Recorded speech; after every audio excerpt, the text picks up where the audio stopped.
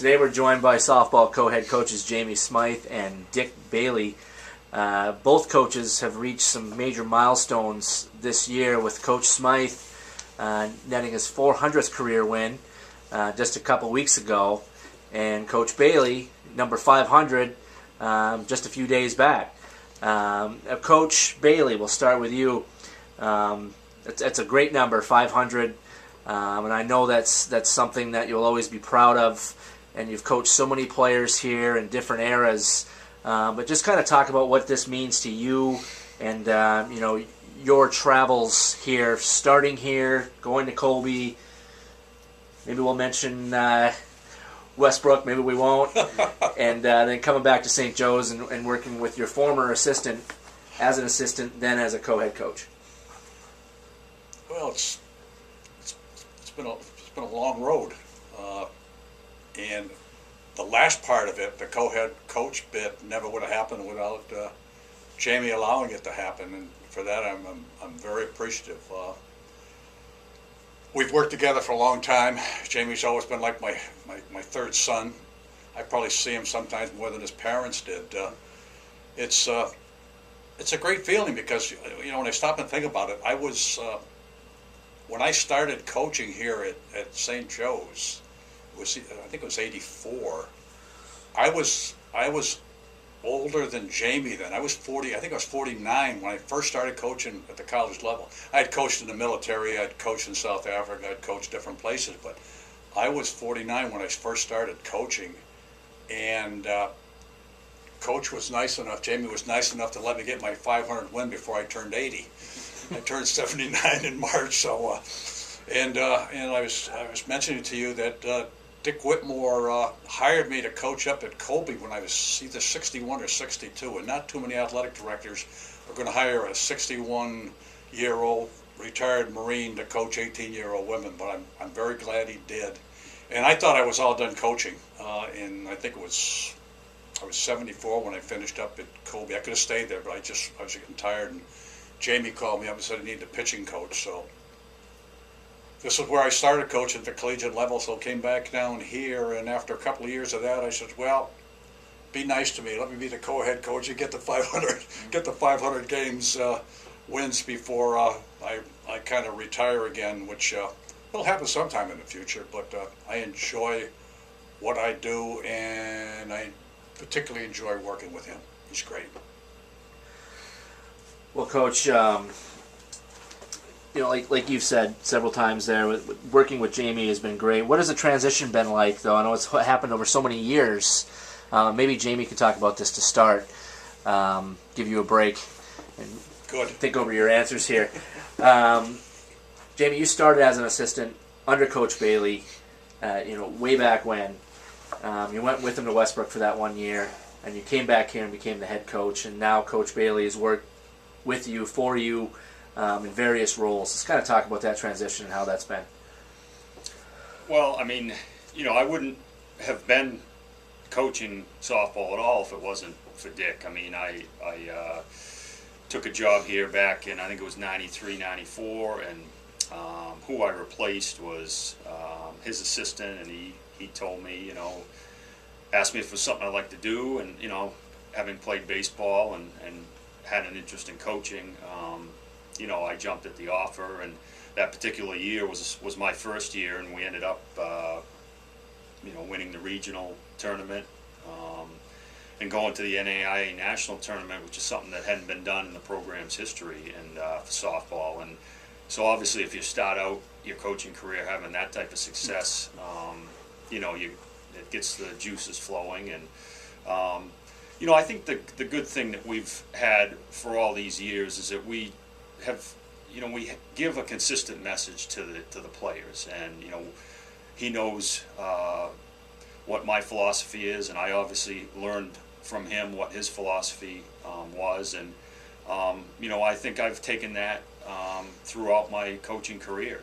Whether he's been on the bench or on the opposing bench at Colby, we've hopefully given a consistent message to the players, and I think that's helpful. And a lot of our beliefs and philosophies are the same. So hopefully there's never a mixed message given to whoever the players are. I mean, every year you have new players, and if you coach long enough, you coach a lot of different players, but hopefully we've given them the same message over the years. But so, I mean, as far as the relationship, I mean, he always had faith in me as an assistant and instruction that I was giving, and so I never felt like, I mean, we've always had a great relationship in terms of both being involved in the team, and it was the same way when he came back first as an assistant. I didn't look at him as that, and we've always viewed ourselves as just coaches on a team that's trying to win ball games, and sometimes I think the titles get in the way of what you're actually trying to accomplish, and that's give a good experience for the student athlete and try to be successful and represent the school and have success on the field and off the field. Well, certainly have done that with 3 consecutive GNAC championships since Coach has come back, and all the success, Dick, that you had before you left here, success at Colby, now coming back. How can you compare maybe those early successful programs with all those wins and NAIA trips and conference championships back then to these teams now, and maybe the brand of softball and how some things have changed during those eras? I think the easiest way the comparison is in the kids we recruit. Whether it was, at the start of my career back then or now, Jamie and I would go out and we'd try to get the best ball players who could not only succeed on the field but were very successful in the classroom. And we can look back now, because we've been coaching a long time, and see how successful some of these young ladies have been in their lives. And that means a heck of a lot to us. As far as on the field, off the field, I don't think a heck of a lot has changed in the game. We've always played it, I think, the same way. We've always tried to have our players be aggressive. We've always stressed fundamentals. And I don't think any of that has changed. I think in my philosophy, I used to tell myself that attitude wasn't important to me. Go out and get the best ball player possible, even if she had a lousy attitude. Well, in my older years, I changed my mind. If you got a lousy attitude, don't come and play ball for us, because we don't want to put up with you. Because we've got 16, 17, 18 other young ladies on the team that are busting their butts to do the best they can, and we don't have prima donnas running around here. They're all we expect them to do is, when they walk between the lines out there, that they play the best that they're capable of playing. And that's basically been going on for my 20 years or so, however long I've been coaching. That coaching philosophy that's remained. I would like for you guys to kind of relive that phone call where Jamie called you and asked you if you would, how long were you out of retirement from coaching at that point, and Jamie, how did you ask him, and what was the reception like on your end? I can't even remember if it was a phone call, but I do remember I think it was the first year that he was out of coaching from Colby. This could be completely wrong, but he had called me, and we still talked daily almost. We certainly talk daily now, and I think I remember him asking me when we were going to Florida, and I told him the dates, and he said, "Oh, I think I'm going to be down there, with my wife and daughter," and so I said, "Oh, great." I typically had gone down there without my family, and it was just me and a bunch of women, so I was happy I'd finally have somebody I could hang out with, and he came to all of our games, and I kind of just noticed that he still had we'd talk after the games about things I did wrong, things I did right, what he would have done differently, what I should have done differently, what I did right, and so I could see that he still had the fire down there to coach, and I knew that with Colby and with recruiting and with scheduling and everything, it can be hard, certainly, and so I just I think I just asked him if he wanted to be part of the team. I wasn't sure what the reaction. I didn't know what the reaction would be or what his response would be, but I knew that he still had a lot to offer young women, and if it was at a little bit less time-intensive role, and he didn't have to do, a lot of recruiting, he's traveling a lot to get here, but I figured it was, certainly if you've got an opportunity to add somebody with that resume, why wouldn't you at least take a shot at it? Right. It was a phone call after that. Yeah, we were down in Florida. We watched him play and everything else. And Jamie called me. I don't know when it was, but he's losing his pitching coach. And he called up and he said, "Hey, Coach, I need a pitching coach." And my normal sarcastic remark was, "Well, go find one." So he did. I came down and, it was a 39-mile drive to Colby. It's a 55-mile drive to St. Joe. So the drive's a little longer coming down here. But I'm glad he called me. I was 74, 75 there, but my wife wants to get me out of the house because I'd drive her nuts if I stayed around. So we came down, and I remember I was working with Matty, working with the pitchers and stuff, and got to the games, and he had a couple other assistant coaches, and I'm watching some of the hitters, and I remember going and asking him, I said, "Do you mind if I work with some of the batters?" He says, "You can do anything you want to do." So my role expanded a little bit without stepping on the toes of the other assistant coaches and stuff here, and I love it. I mean, the only hard part in my mind is I'm getting old. I mean, I am old. Hell, I'll be 80 next March. I enjoy what I do. I will continue to do it as long as I can, as long as he can put up with me, and as long as I know who I am, and I'll just continue to keep doing it. Curious to find out what it was like for you guys to coach against each other. St. Joe's versus Colby. Similar philosophies. You know each other inside and out. And it looks like, according to some quick math and looking at the results over the years against Colby, it was 12-12. 12 wins, 12 losses for St. Joe's when you guys coached against each other. Thereabouts. So about 500. I thought he beat the crap out of me more often than that. There was a spell there where it was, it wasn't so good. 3 or 4 losses I was in a telling row. him about it when he played, when I first went up there, we're playing, and Murphy's pitching. Yeah. And Kelly, hit a rise ball, but she fixed it on her hip. So I'm just standing there watching her fix it on her hip, and I'm yelling at my batter, she's going to throw a rise ball at it.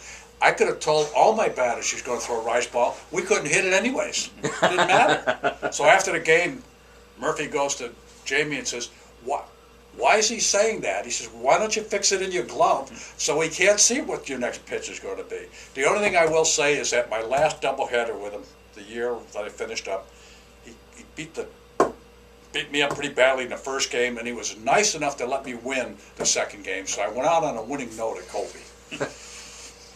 Well, Jamie, let's talk about, from your vantage point, playing against.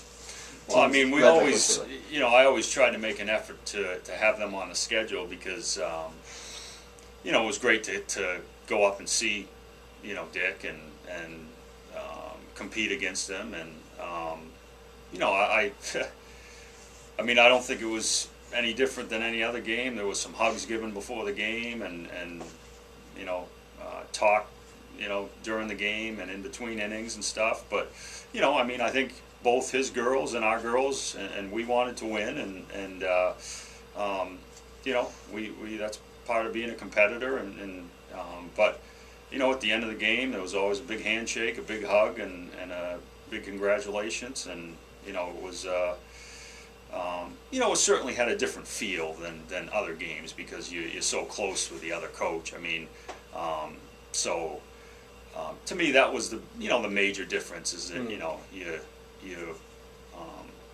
you always wanted your ball club to win and play well and do well, but if not, a good friend of yours was winning a ball game instead. So right. It was.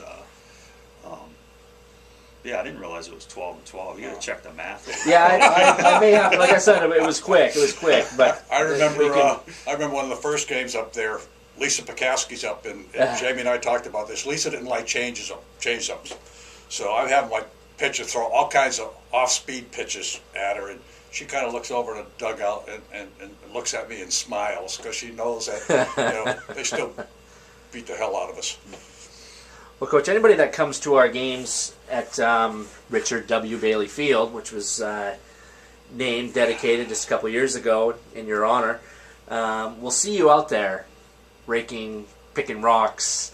What is that? Is that something that you've always done? Is it, you feel some ownership with the field, of course, it being involved in having the fields built and it has your name on it now? Is it always something that you've been doing, a field We've always caretaker? done that because there's always been little pebbles on it. And back in the old days, my players knew when they came out in the field, Yeah. go out there and pick up 20 pebbles off the infield. Ah. They all just went out, automatically did it.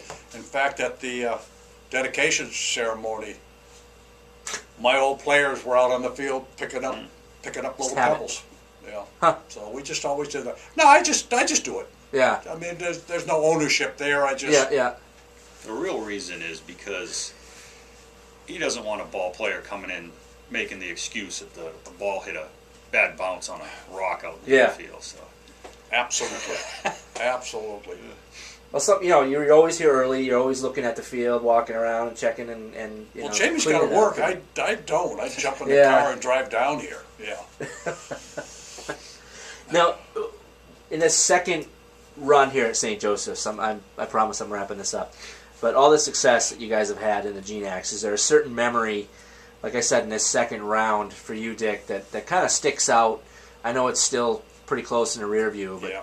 I can tell you exactly what that moment is. We're down playing, was it Riviera the first time we won it down there? And when I asked Jamie if I could work with some of the batters, Heather Tripp was one of the ones I wanted to work with. And Jamie knows this, I've just got a very simplistic way of hitting. Take the bat, lay it on your shoulders, widen your stance, push your weight back a little bit, pivot and hit it. Mm-hmm. Well, she hit the 3-run home run that Yeah. won the conference game, and I've just sit down in my bucket down the other end, and nice job. And she comes in and gives me a big hug.